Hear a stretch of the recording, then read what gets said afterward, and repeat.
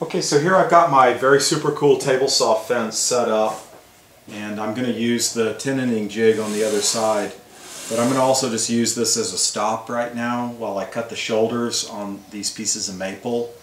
And I've checked my squareness for my miter gauge, and I'm just going to use this as a stop like this.